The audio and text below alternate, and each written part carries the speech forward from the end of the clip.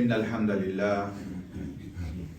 لله نحمده ونستعينه ونستغفره ونؤمن به ونتوكل عليه ونعوذ بالله من شرور أنفسنا ومن سيئات أعمالنا من يهده الله فلا مضل له ومن يضلله فلا هادي له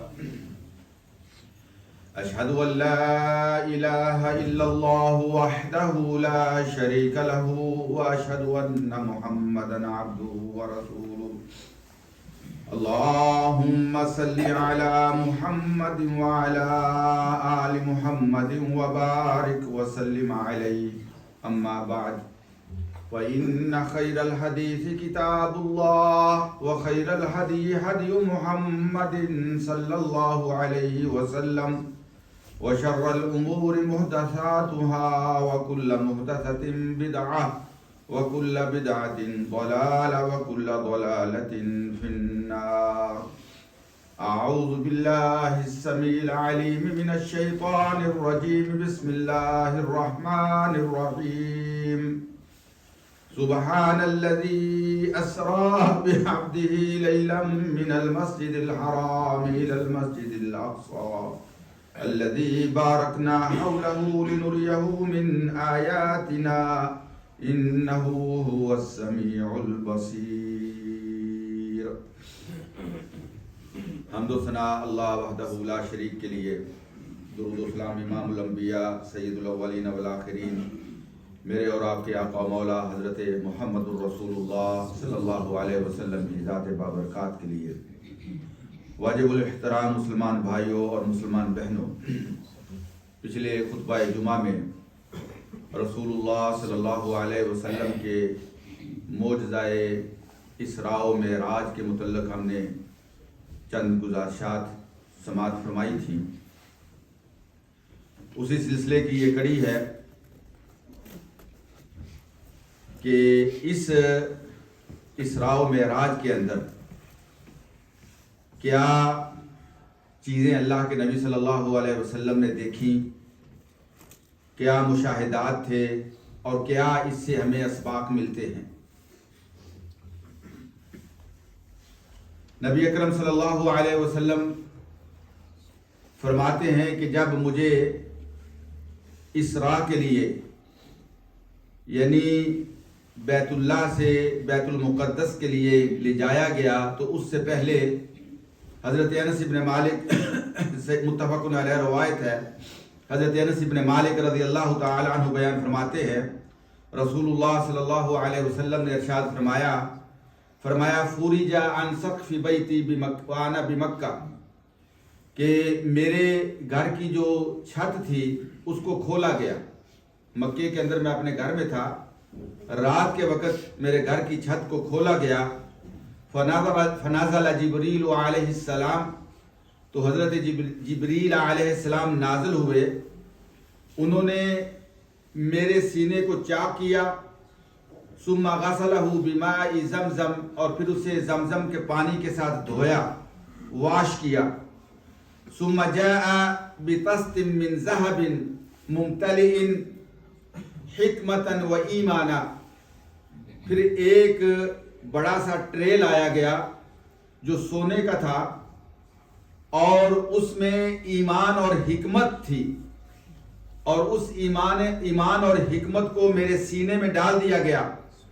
اور فرماتے ہیں کہ ثم اطبقہ، پھر حضرت جبریل علیہ السلام نے میرے سینے کو جو ہے وہ بند کر دیا. یعنی نبی اکرم صلی اللہ علیہ وسلم کی جو اسراء و معراج کے لیے تیاری تھی، جبریل علیہ السلام نے نبی اکرم صلی اللہ علیہ وسلم کے سینہ پاک کو چاک کیا، آپ کے دل مبارک کو زمزم کے پانی سے دھویا اور اس میں ایمان اور حکمت کو بھرا، پھر اس کو دوبارہ بند کر دیا.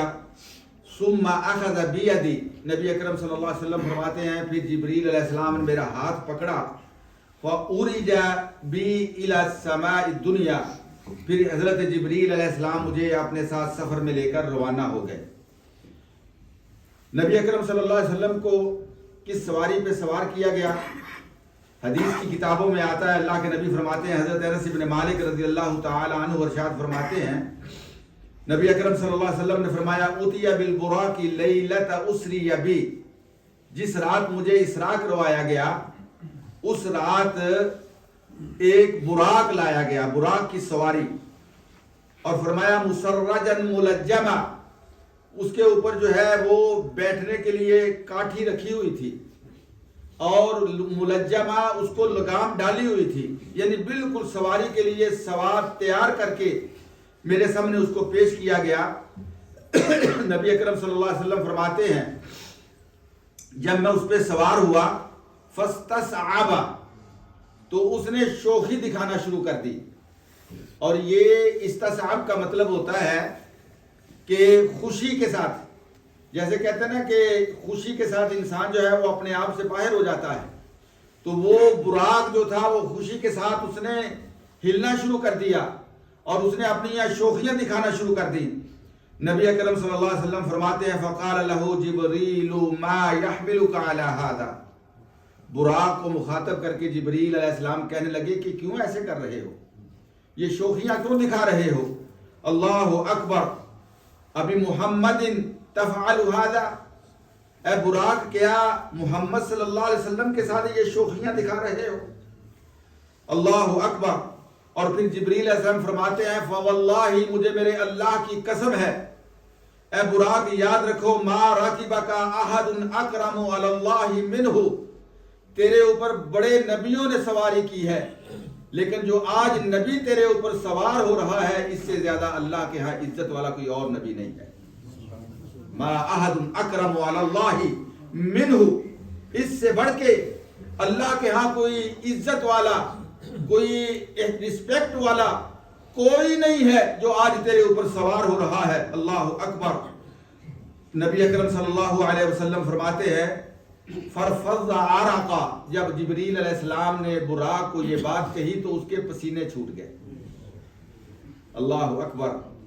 میرے عزیز بھائیوں، جیسے میں نے گزارش کی ہے کہ یہ خوشی کا عالم تھا، غصے کی وجہ سے نہیں، خوشی کی وجہ سے وہ اپنی یہ شوخی دکھا رہا تھا کہ آج محمد الرسول اللہ صلی اللہ علیہ وسلم میرے اوپر سوار ہے اور میری سواری فرما رہے ہیں، اور اللہ نے مجھے یہ عزت اور یہ اعزاز بخشا ہے، اس بات کا وہ اظہار کر رہا تھا۔ اور میرے نبی اکرم صلی اللہ علیہ وسلم کے ساتھ اللہ اکبر حدیث میں آتا ہے، نبی اکرم صلی اللہ علیہ وسلم ایک مرتبہ صعد النبی صلی اللہ علیہ وسلم احدا، نبی اکرم صلی اللہ علیہ وسلم احد پہاڑ پہ تشریف لے گئے، ومعہ ابو بکر و عمر و عثمان، اور اللہ کے نبی صلی اللہ علیہ وسلم کے ساتھ 3 ہستیاں اور بھی تھی، ایک ابو بکر تھے، ایک عمر تھے اور ایک عثمان تھے رضی اللہ تعالی عنہم اجمعین۔ اللہ اکبر۔ حدیث میں آتا ہے جب نبی اکرم، یہ بھی انس بن مالک کی روایت ہے، فرجف احد، تو احد نے ہلنا شروع کر دیا، اس کے اندر جو ہے وہ وائبریشن شروع ہو گئی، اس نے ہلنا شروع کر دیا، تو نبی اکرم صلی اللہ علیہ وسلم نے فرمایا اسکن احد، اے احد پہاڑ خاموش ہو جاؤ، ٹھہر جاؤ، رک جاؤ۔ اللہ اکبر۔ تو نبی اکرم صلی اللہ علیہ وسلم نے فرمایا، بلکہ حدیث میں آتا ہے، صحابی کہتے ہیں حضرت انس بن مالک اظنہ ضرب برجلی، اللہ کے نبی صلی اللہ علیہ وسلم نے پاؤں مارا احد پہاڑ کے اوپر، اور پھر اس کے بعد کیا ارشاد فرمایا؟ فرمایا فلیس علیک الا نبی وصدیق وشہیدان، آج تیری یہ قسمت ہے کہ تیری پشت کے اوپر اللہ کا نبی ہے اور ایک صدیق ہے اور 2 شہید ہیں۔ اللہ اکبر۔ تو یہ اللہ کے نبی صلی اللہ علیہ وسلم کے معجزات میں سے ہے، اور یہ احد پہاڑ جیسے آپ جانتے ہیں بڑی عظمت والا پہاڑ ہے۔ نبی اکرم صلی اللہ علیہ وسلم ایک دفعہ مدینے میں تشریف لائے، احد پہاڑ سامنے سے نظر آیا، نبی اکرم صلی اللہ علیہ وسلم نے فرمایا ھذا جبل یحبنا ونحبہ، فرمایا یہ پہاڑ جو ہے یہ ہم سے محبت کرتا ہے، ہم اس سے محبت کرتے ہیں۔ اور کتنے نیکی کے معیار اور پیمانے اللہ کے نبی صلی اللہ علیہ وسلم نے ارشاد فرمائے ہیں، جن میں بطور مثال کے احد پہاڑ کو بیان کیا گیا ہے، احد پہاڑ کو بیان کیا گیا ہے۔ نبی اکرم صلی اللہ علیہ وسلم نے فرمایا اگر کوئی کسی مسلمان کا جنازہ پڑھتا ہے فلہ قیرات، اس کے لیے 1 قیرات ہے، اور فرمایا اگر کوئی اس کی تدفین میں شامل ہوتا ہے فلاح قیراتان، اس کے لیے 2 قیرات ہیں۔ صحابہ نے پوچھا یا رسول اللہ یہ قیرات کیا ہے؟ فرمایا احد پہاڑ سے بڑھ کے نیکیوں کا ڈھیر۔ اللہ اکبر۔ تو یہ احد پہاڑ بھی اس نے بھی شوخی دکھائی۔ تو یہ براق جو ہے نبی اکرم صلی اللہ علیہ وسلم نے ارشاد فرمایا، مسلم کی روایت ہے، ثابت البنانی حضرت انس بن مالک رضی اللہ تعالی عنہ سے بیان فرماتے ہیں، رسول اللہ صلی اللہ علیہ وسلم نے ارشاد فرمایا، اتیت بالبراق، میرے سامنے لیلت اسراء یعنی اسراء کی رات جو ہے براق پیش کیا گیا، اور فرمایا وَهُوَ دَابَةٌ ابیض، وہ سفید رنگ کی سواری تھی، طویل، لمبا اس کا قد تھا، فوق الحمار ودون البغل، فرمایا وہ ڈونکی سے گدھے سے بڑا تھا اور بغل کھچر سے چھوٹا تھا۔ نبی اکرم صلی اللہ علیہ وسلم نے فرمایا یضع حافرہ عند منتہا طرفی، فرمایا جہاں اس کی نظر کا اینڈ ہوتا تھا وہاں تک اس کا قدم بڑھتا تھا، یعنی ایک قدم اٹھاتا اور دوسرا قدم جو ہے وہاں پڑتا جہاں اس کی نظر کا اینڈ ہوتا۔ یہ اللہ کے نبی صلی اللہ علیہ وسلم کے معجزات ہیں۔ میرے عزیز بھائیو، نبی اکرم صلی اللہ علیہ وسلم نے فرمایا فرقبتہ، میں سوار ہوا، بیت المقدس پہ آیا، فربطتہ بالحلقۃ التي يربط به الانبیاء يربط بها الانبیاء، میں نے اسی رنگ کے ساتھ اپنی سواری کو باندھ دیا جس رنگ کے ساتھ مجھ سے پہلے نبی اپنی سواریوں کو باندھا کرتے تھے، اور آج بھی وہ رنگ وہاں پہ موجود ہے۔ جن لوگوں نے بیت المقدس کو دیکھا ہے، انہوں نے زیارت کی ہے، تو نبی اکرم صلی اللہ علیہ وسلم فرماتے ہیں میں نے اسی رنگ کے ساتھ اسی کڑے کے ساتھ اپنی سواری کو باندھ دیا، ثم دخلت المسجد فصلیت رکعتین، پھر مسجد میں داخل ہوا اور وہاں پہ میں نے 2 رکعتیں پڑھی، وہاں پہ میں نے 2 رکعتیں پڑھی۔ اور یہ نبیوں کی سنت ہے، جب نبی مسجدوں میں داخل ہوتے ہیں تو 2 رکعتیں پڑھتے ہیں، جس کو ہم تحیت المسجد کہتے ہیں۔ آج لوگوں کو کہا جائے نا کہ مسجد میں آؤ تو تحیت المسجد پڑھے بغیر نہ بیٹھو، تو یہ بڑا عجیب لگتا ہے، ان کو بڑا عجیب لگتا ہے۔ اور خاص طور پہ ہمارے بعض علماء جو ہیں وہ خطبہ جمعہ دے رہے ہوں، اگر آگے کوئی بندہ 2 رکعتیں پڑھنے کی کوشش کرتا ہے اس کو بٹھا دیتے ہیں، اس کو کہتے ہیں نہ پڑھو 2 رکعتیں۔ یعنی یہ نبیوں کی سنت ہے۔ میرے نبی نے بیت المقدس میں بھی اس سنت کو اجاگر کیا اور ہمیں بھی حکم دیا، اذا دخل احدکم المسجد لا یجلس حتی یصلی رکعتین، فرمایا تم میں سے اگر کوئی مسجد میں آئے اس وقت تک نہ بیٹھے جب تک وہ 2 رکعت نماز نہیں پڑھ لیتا۔ اللہ اکبر۔ اور علماء کہتے ہیں کہ جو اوقات جن میں نماز پڑھنے سے منع کیا گیا ہے، جب سورج طلوع ہو جائے تو یعنی فجر کی نماز سے لے کر سورج کے طلوع ہونے تک ہم کوئی نفل نماز نہیں پڑھ سکتے، جب سورج نصف النہار پہ ہو ہم کوئی نماز نہیں پڑھ سکتے، اور عصر سے لے کر مغرب سورج غروب ہونے تک ہم کوئی نفل نماز نہیں پڑھ سکتے۔ لیکن یہ جو 2 رکعتیں تحیت المسجد کی ہیں، ان کے لیے علماء کہتے ہیں کہ کوئی منع نہیں کیا گیا۔ یہ اللہ کے نبی صلی اللہ علیہ وسلم نے فرمایا کہ جب بھی کوئی مسجد میں آئے اس وقت تک وہ نہ بیٹھے جب تک وہ 2 رکعتیں ادا نہ کر لے۔ اور اللہ کے نبی نے بھی مسجد بیت المقدس میں جا کے کیا کیا؟ فصلیت رکعتین، اللہ کے نبی فرماتے ہیں میں نے 2 رکعتیں ادا کی، ثم خرجت، کہتے ہیں پھر میں باہر نکلا، فجاءنی جبریل علیہ السلام آئے، کیا لے کے آئے؟ فرمایا بھی انا، ان 2 برتن لے کے آئے، ایک برتن کے اندر شراب تھی اور دوسرے برتن کے اندر دودھ تھا، میرے سامنے پیش کیا گیا ان برتنوں کو۔ وَأَخْفَقْتَرْتُ اللَّبَنَ، اللہ کے نبی فرماتے ہیں میں نے دودھ کو، لبن کو، میں نے ملک کو جو ہے وہ پسند کر لیا، چوز کر لیا۔ تو حضرت جبریل علیہ السلام فرمانے لگے اخترتا الفطرہ، اے میرے نبی آپ نے دودھ کو چوز کر کے، دودھ کو پسند کر کے فطرت کو، نیچر کو پسند کر لیا۔ اللہ اکبر۔ یہ اللہ کے نبی صلی اللہ علیہ وسلم کی چوائس تھی۔ اور حضرت نبی اکرم صلی اللہ علیہ وسلم فرماتے ہیں پھر اس کے بعد ثم عرج بنا الی السماء، پھر جبریل علیہ السلام مجھے لے کے آسمان کی طرف چڑھے۔ میں مختصر بیان کر رہا ہوں۔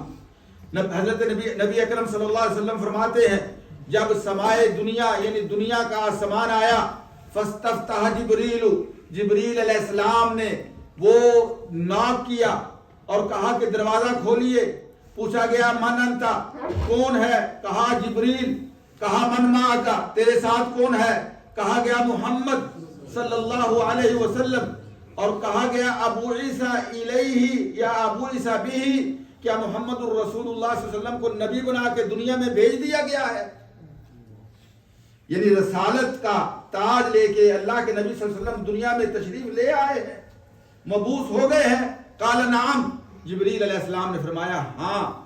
پھر وہ آسمان کا جو فرشتہ تھا اس نے دروازہ کھولا اور کہا مرحبا بکم, اہلا وسہلا, ویلکم, مرحبا بکم.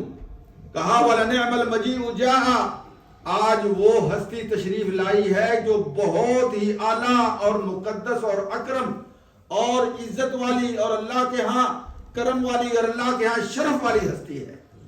نعم المجیء جاء, آج بہترین تشریف لانے والے تشریف لائے ہیں. اور نبی اکرم صلی اللہ علیہ وسلم فرماتے ہیں جب میں وہ دروازے سے کراس کیا, میں نے سمائے دنیا کے اوپر پہنچا, اللہ اکبر فاذا انا بآدم, وہاں پہ مجھے ایک ہستی نظر آئی. دو حدیثیں ہیں. ایک حدیث میں اللہ کے نبی فرماتے ہیں فاذا انا بآدم, مجھے وہاں آدم سے میری ملاقات ہوئی, ابو البشر حضرت آدم علیہ السلام سے. اور ایک روایت میں آتا ہے نبی اکرم صلی اللہ علیہ وسلم ارشاد فرماتے ہیں فلما فتح علونا السماء الدنيا فاذا رجل قائد على يمينه اسود, میں نے دیکھا کہ ایک آدمی بیٹھا ہوا ہے, اس کے رائٹ سائڈ پہ بہت سے لوگ ہیں اور اس کی لیفٹ سائڈ پہ بہت سے لوگ ہیں. اور جب وہ بیٹھا ہوا رائٹ سائڈ پہ دیکھتا ہے تو خوش ہو جاتا ہے داہی کا, اور جب وہ اپنی لیفٹ سائڈ پہ دیکھتا ہے اب کا, وہ رونا شروع کر دیتا ہے, بکا رونا شروع کر دیتا ہے. نبی اکرم صلی اللہ علیہ وسلم نے پوچھا جبریل علیہ السلام یہ کون ہے؟ کہا گیا کہ یہ آپ کے والد آدم علیہ السلام ہے. اور کہا کہ انہیں سلام کہیے. فسلمت علیہ, میں نے انہیں سلام کہا اور انہوں نے کہا مرحبا بالابن الصالح, وہ کہنے لگے ویلکم اے نیک بیٹے, اے نیک نبی, آپ کو اہلا وسہلا و مرحبا ہو. اور حضرت جبریل علیہ السلام فرمانے لگے کہ جب یہ اپنی رائٹ سائڈ پہ دیکھتے ہیں تو ان کی وہ اولاد جو جنت میں جانے والی ہے وہ ان کو نظر آتی ہے. اللہ نے رائٹ سائڈ پہ کن کو بٹھایا ہوا ہے؟ بنی ہی, ان کی وہ اولاد جو جنت میں جانے والی ہے. اللہ پاک ہمیں ان جنتیوں میں شامل کرے. تو یہ خوش ہو جاتے ہیں. اور جب یہ لیفٹ سائڈ پہ دیکھتے ہیں تو ان کو وہ اولاد نظر آتی ہے جو جہنم میں جانے والی ہے. تو یہ جو ہے وہ رونا شروع کر دیتے ہیں, کیونکہ باپ ہے نا, ابو البشر ہیں, وہ کیسے برداشت کر سکتے ہیں کہ ان کی اولاد میں سے کوئی ایک بھی جہنم میں جائے. اللہ اکبر, یہ نبیوں کا پیار ہے اپنی اولاد کے ساتھ. نبی اکرم صلی اللہ علیہ وسلم ارشاد فرماتے ہیں ثم عرج بنا الى السماء الثانیہ, پھر دوسرے آسمان پہ مجھے لے جایا گیا. وہی معاملہ جبریل علیہ السلام نے نہ کیا, وہی جو پہلے آسمان پہ معاملہ پیش آیا تھا. تو کہا گیا کہ محمد صلی اللہ علیہ وسلم میرے ساتھ تشریف لائے ہیں. دروازہ کھول دیا گیا. فَإِذَا أَنَا بِإِبْنَيْ الْخَالَ عیسیٰ ابن مریم و یحییٰ بن زکریا, فرماتے ہیں پھر میری وہاں پہ دو میرے خالہ زاد بھائیوں سے ملاقات ہوئی. دو میرے خالہ زاد بھائیوں سے ملاقات ہوئی اور دونوں نبی ہیں. نبی اکرم صلی اللہ علیہ وسلم فرماتے ہیں کہ ہم نبی جو ہیں ہماری مائیں مختلف ہیں لیکن باپ ایک ہے. ہم ایک باپ کی اولاد ہیں, مائیں مختلف ہیں لیکن باپ ایک ہے. فرماتے ہیں کہ میرے دو خالہ زاد جو ہیں میرے کزن, ان سے میری ملاقات ہوئی. ایک عیسیٰ بن مریم اور دوسرے یحییٰ بن زکریا. ان کو بھی میں نے سلام کیا, انہوں نے میرے سلام کا جواب دیا, میرے لیے دعائے خیر کی. مجھے جو ہے وہ اخو الصالح اور نبی الصالح کہا. پھر مجھے تیسرے آسمان پہ لے جایا گیا اور وہاں پہ میری ملاقات حضرت یوسف علیہ السلام سے ہوئی. نبی اکرم صلی اللہ علیہ وسلم فرماتے ہیں اللہ نے جو حسن, جو خوبصورتی, یہ جو بیوٹی تمہیں دنیا میں نظر آتی ہے, یہ جو پیدا کی ہے, لگتا ہے ایسے ہے کہ آدھی جو خوبصورتی اللہ نے پوری دنیا میں تقسیم کر دی اور آدھی خوبصورتی جو ہے اکیلے یوسف کو عطا کر دی. فَإِذَا أُوتِيَ, یوسف علیہ السلام وہ کیسے پیغمبر ہیں, فرمایا اوتیہ شطرم من الحسن, ان کو خوبصورتی کا نصف عطا کیا گیا ہے. اور اس کے بعد چوتھے آسمان پہ ادریس علیہ السلام سے ملاقات ہوئی. وَرَفَعْنَاهُ مَكَانًا عَلِيًّا، وہ ادریس جن کے بارے میں قرآن کہتے ہیں ہم نے انہیں بڑا اعلیٰ مقام عطا کیا ہے، اور 5ویں آسمان پہ ہارون علیہ السلام سے، اور 6ٹھے آسمان پہ موسیٰ علیہ السلام سے. اور فرماتے ہیں کہ فَلَمَّا تَجَاوَزْتُ، میں جب موسیٰ علیہ السلام کو سلام کیا، انہوں نے مجھے سلام کا جواب کیا، ویلکم کہا، جب میں آگے بڑھنے لگا تو انہوں نے رونا شروع کر دیا. پوچھا گیا مایوب کی کا، موسیٰ کیوں روتے ہو؟ کہا اب کی. ایک روایت میں آتا ہے اس لیے روتا ہوں کہ اللہ کو مخاطب کر کے کہتے ہیں یا رب ھذا الغلام، اللہ یہ نوجوان جو میرے بعد آیا ہے، میرے بعد اس کو مبعوث کیا گیا ہے، لیکن میرے بعد آنے کے باوجود اس کی امت زیادہ جنت میں داخل ہوگی میری امت کی نسبت سے. اور مجھے یہ بات جو ہے یہ رونے پہ مجبور کرتی ہے کہ میری امت کیوں پیچھے رہ گئی، اس کی امت کیوں آگے بڑھ گئی. اللہ اکبر. میرے عزیز بھائیوں، نبی اکرم صلی اللہ علیہ وسلم فرماتے ہیں پھر اس کے بعد 7ویں آسمان پہ، اور وہ آخری آسمان ہے. آج کچھ لوگ جو ہیں وہ ان کی عقلیں جو ہیں وہ نہ جانے کن چیزوں کے اندر کھوئی رہتی ہیں. اللہ پاک فرماتے ہیں اللہ الذی خلق 7 سماوات ومن الارض مثلهن يتنزل الامر بينهن لتعلموا ان الله على كل شيء قدير وان الله قد احاط بكل شيء علما. 28واں پارہ سورہ الطلاق. اللہ تعالیٰ نے کتنے آسمان پیدا کیے ہیں؟ 7 آسمان. وَمِنَ الْأَرْضِ مِثْلَهُنَّ، اور اسی طرح 7 زمینیں اللہ نے پیدا کی ہیں. يَتَنَزَّلُ الْأَمْرُ بَيْنَهُنَّ، ان 7 آسمانوں میں، ان 7 زمینوں میں کس کا حکم چلتا ہے؟ اللہ کا. وَأَنَّ اللَّهَ قَدْ أَحَاطَ بِكُلِّ شَيْءٍ عِلْمًا، اللہ ہر چیز پہ قدرت رکھنے والا ہے، اور اللہ نے ہر چیز کو اپنے علم کے ساتھ کور کیا ہوا ہے. وَأَنَّ اللَّهَ قَدْ أَحَاطَ بِكُلِّ. آج لوگ جو ہیں وہ آسمانوں کا انکار کرتے ہیں، زمینوں کا انکار کرتے ہیں. صرف ان کو یہ جس زمین کے اوپر ہے یہی زمین نظر آتی ہے، باقی 7 زمینیں ان کی نظروں سے اوجھل ہیں. اور وہ آسمان جو ہے، آسمان وہ ویسے ہی سائنسدان کہتے ہیں جی یہ آسمان کچھ بھی نہیں ہے. نہیں، یہ اللہ کے نبی صلی اللہ علیہ وسلم نے، یہ جو میں حدیث بیان کر رہا ہوں، اللہ کے نبی صلی اللہ علیہ وسلم نے وہ جرنی، وہ سفر، اللہ اکبر، جو اللہ کے نبی صلی اللہ علیہ وسلم کو کرایا گیا معراج کی شکل میں، اللہ کے نبی صلی اللہ علیہ وسلم بیان فرما رہے ہیں. اللہ کرے کہ امت کو اس کے اوپر ایمان اور یقین آ جائے. نبی اکرم صلی اللہ علیہ وسلم فرماتے ہیں 7ویں آسمان پہ میں آیا، میرے بابا ابراہیم سے میری ملاقات ہوئی، میں نے سلام عرض کیا.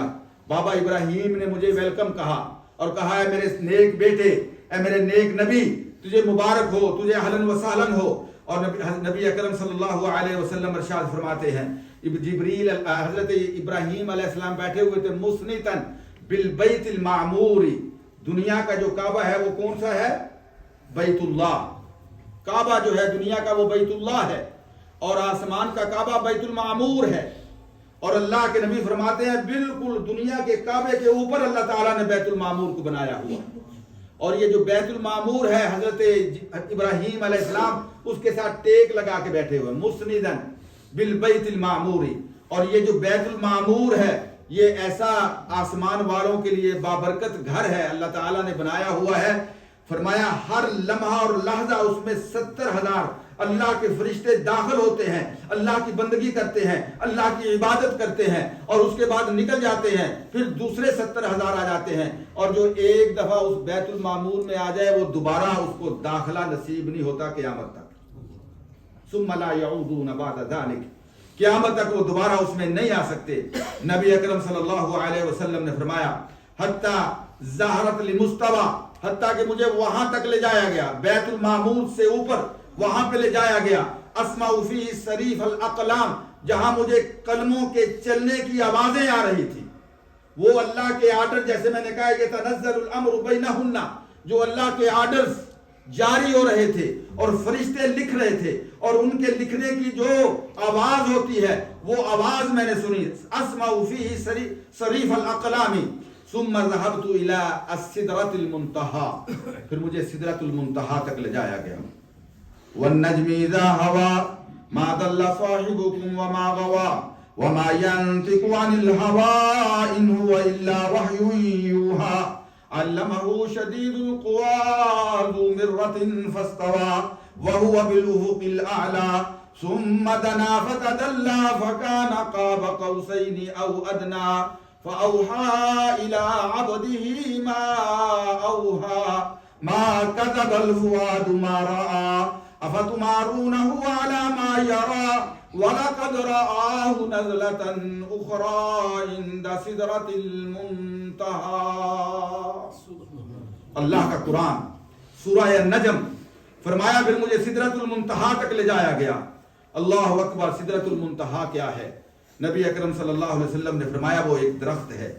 وَإِذَا وَرَقُهَا كَأَذَانِ الْفِيلَ، فرمایا جیسے ایلیفینٹ ہوتا ہے، جس طرح اس کے کان ہوتے ہیں، اس طرح بڑے بڑے اس کے جو ہیں وہ اس کے پتے ہیں۔ نبی اکرم صلی اللہ علیہ وسلم نے فرمایا اس کا پھل جو ہے وہ غلال کی طرح ہے، اور فرمایا اس سدرۃ المنتہا کے نیچے سے 4 نہریں بہ رہی ہیں، 2 ظاہری ہیں، 2 چھپی ہوئی ہیں۔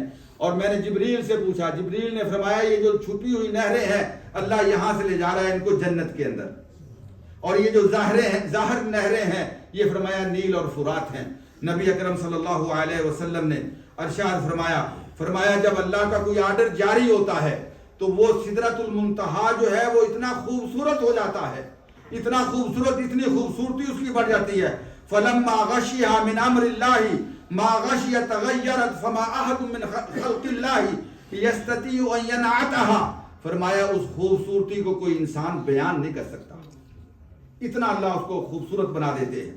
اللہ آج آپ دیکھتے ہیں نا یہ لائٹنگ عمارتوں کے اوپر لائٹنگ کی جاتی ہے، کیسے آج جو ہے یہ برج الخلیفہ ہیں جی، وہاں پہ آپ لائٹیں دیکھتے ہیں دنیا کے مختلف مقامات پہ، یہ دنیا کی لائٹیں جب ہم دیکھتے ہیں اللہ اکبر تو ہماری کیا کیفیت ہوتی ہے۔ اور جس سدرۃ المنتہا کو اللہ نے خوبصورت اور مزین بنایا ہے، اور نبی فرماتے ہیں کہ اس کی خوبصورتی کو کوئی بیان نہیں کر سکتا۔ اللہ کے نبی صلی اللہ علیہ وسلم فرماتے ہیں پھر اللہ نے وہاں میرے اوپر وحی کی، فَأَوْحَى اللَّهُ إِلَيَّ مَا أَوْحَى، اور وہاں پہ اللہ نے 50 نمازیں مجھے عطا کی، 50 نمازیں۔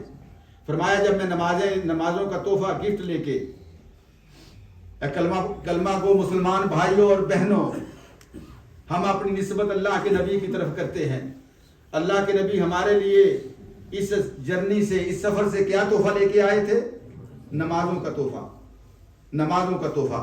اور ایک روایت میں آتا ہے نبی اکرم صلی اللہ علیہ وسلم نے ارشاد فرمایا اللہ اکبر، یعنی اس جرنی میں نبی اکرم صلی اللہ علیہ وسلم کو 3 چیزیں عطا کی گئی۔ اوتیا الصلوات الخمس، 5 نمازیں، و اوتیا خواتیم سورۃ البقرہ، اور سورہ بقرہ کی آخری آیتیں، اور نبی اکرم صلی اللہ علیہ وسلم کو اللہ کی طرف سے ایک خاص جو ہے وہ پیشکش کی گئی۔ اللہ اکبر، وہ کیا تھی؟ وَغُفِرَ لِمَن لَا يُشْرِكُ بِاللَّهِ مِنْ أُمَّتِهِ شَيْئًا، کہ اللہ پاک نے نبی اکرم صلی اللہ علیہ وسلم کی امت کے ہر اس فرد کی بخشش کر دی ہے، چاہے جتنے بڑے گناہوں کا ارتکاب کر لے، لیکن شرط یہ ہے کہ وہ اللہ کے ساتھ شرک نہ کرے۔ وَغُفِرَ، بخش دیا گیا ہے، لِمَن لَا يُشْرِكُ بِاللَّهِ شَيْئًا، جو اللہ کے ساتھ شرک نہیں کرتا، چاہے جتنے بڑے کبیرہ گناہوں کا۔ اللہ کیا فرماتے ہیں؟ ان اللہ لا یغفر ان یشرک به ویغفر ما دون ذلك لمن یشاء ومن یشرک باللہ فقد افترى اسما عظیما ومن یشرک باللہ فقد ضل ضلالا بعیدا۔ اللہ نے شرک کے علاوہ سب گناہوں کو معاف کر دینا ہے، شرک کی معافی نہیں ہے، اور یہ اس امت کے لیے خصوصی پیشکش ہے اللہ کی جو نبی اکرم صلی اللہ علیہ وسلم کو اس سفر میں عطا کیا گئی۔ 3 چیزیں عطا کی گئی۔ تو یہ 5 نمازیں ہیں، یہ اصل میں جب فرض کی گئی تھی تو 50 کی شکل میں تھی۔ نبی اکرم صلی اللہ علیہ وسلم فرماتے ہیں میں جب نمازوں کا تحفہ لے کے واپس آیا، حضرت موسیٰ علیہ السلام سے ملاقات ہوئی، پوچھا میرے محمد صلی اللہ علیہ وسلم کیا اللہ نے عطا کیا ہے آپ کی امت کے لیے؟ فرمایا 50 نمازیں۔ کہا میں اپنی امت کو آزما چکا ہوں، اختبرت بنی اسرائیل، میں نے بنی اسرائیل کا امتحان لیا، وہ امتحان میں فیل ہو گئے، وہ ان کے اوپر 50 نمازیں فرض کی گئی تھی، وہ نہیں پڑھ سکے، آپ کی امت کے لیے بھی مشکل ہوگا، واپس جائیے، اللہ سے تخفیف کا جو ہے وہ التجا کیجئے۔ نبی اکرم صلی اللہ علیہ وسلم فرماتے ہیں میں اللہ کے پاس دوبارہ گیا، تخفیف کی التجا کرتا رہا، اللہ اکبر، وہ 50 نمازیں حتیٰ کہ آخر میں 5 کر دی گئی، تخفیف ہوتی رہی، لیس ہوتا رہا اللہ کی طرف سے، وہ 50 جو ہے وہ 5 کی شکل میں باقی رہ گئی، اور فرمایا گیا کہ جاؤ آپ کی امت کے لیے فرض 5 ہیں، ثواب 50 کا ملے گا۔ کل صلاۃ ہر نماز جو ہے وہ 10 کے برابر ہے، اور پھر اللہ تعالیٰ اس کا درجہ جتنا بڑھا دے انشاءاللہ اسی بات کو پھر آگے بیان کریں گے. وقت ختم ہو گیا. اقول قولی ھذا استغفر اللہ لی ولکم ولسائر.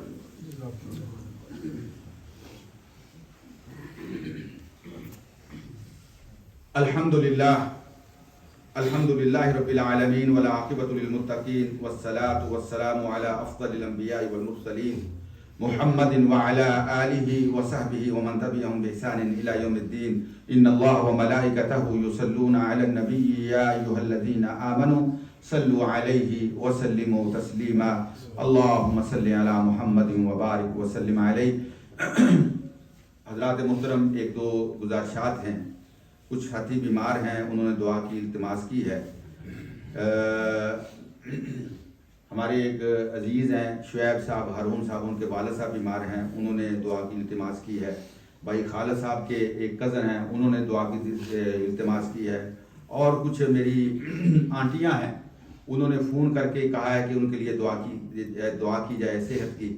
تو الحمدللہ ثم الحمدللہ، یہ جب لوگ کہتے ہیں دعا کی التجا کرتے ہیں تو ان کے ذہن میں یہی ہوتا ہے کہ الحمدللہ مومن لوگ، مسلمان لوگ، نمازی لوگ مسجد میں تشریف لاتے ہیں اور یہ دعا کی قبولیت کا وقت ہوتا ہے. تو اس وقت جو دعا کی جاتی ہے اللہ قبول فرماتے ہیں. اور نہ جانے آپ جس بھی اپنے کسی مسلمان بھائی یا بہن کے لیے دعا کریں، اللہ تعالیٰ کس کی دعا کو قبول فرما لے، اس کے حق میں اللہ پاک اسے شفاعت عطا فرما دے. تو ہم اپنے ان تمام بیماروں کے لیے دعا گو ہیں اللہ کے حضور، اللہ کی بارگاہ میں اللہ پاک ان کو جو ہے وہ صحت کاملہ عاجلہ عطا فرمائے، اور جو فوت ہوئے اللہ پاک ان کو جو ہے وہ مغفرت فرمائے. اللہم صلی علی محمد وعلی آل محمد وبارک وسلم علیہ. اللہم اعز الاسلام والمسلمین. اللہم انصر من نصر دین محمد صلی اللہ علیہ وسلم وجعل منہم، واقتل من خذل دین محمد صلی اللہ علیہ وسلم ولا تجعلنا منہم. اللهم يا غافر الذنوب اغفر لنا وارحمنا انك انت الغفور الرحيم. اللهم اجعل كلمة الاسلام هي العليا وكلمة الشرك والكفر والبدعة هي السفلى يا رب العالمين. اللهم انصر اخواننا في كل مكان. اللهم انصرهم نصرا عزيزا. اللهم انصرهم ولا تنصر عليهم. اللهم اعزهم ولا تذلهم. اللهم كن لهم مؤيدا وحافظا وناصرا يا رب العالمين. يا قاضي الحاجات اقضي حاجاتنا وحاجات المسلمين. يا مقلب القلوب ثبت قلوبنا على دينك وعلى طاعة نبيك. عباد الله رحمكم الله، إن الله يأمر بالعدل والإحسان وإيتاء ذي القربى وينهى عن الفحشاء والمنكر ولذكر الله أكبر والله يعلم ما تصنعون. أقم الصلاة.